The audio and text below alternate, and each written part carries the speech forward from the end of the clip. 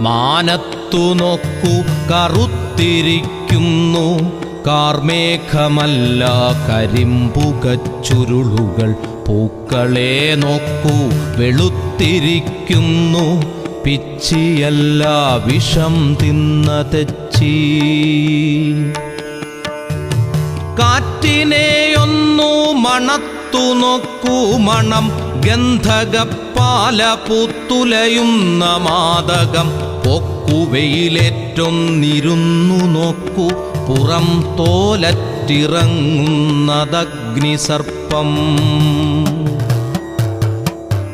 മഴയേറ്റുമുറ്റത്തിറങ്ങി നിൽക്കൂ മരണം ഒരു തുള്ളിയായണുപ്രഹരമായി.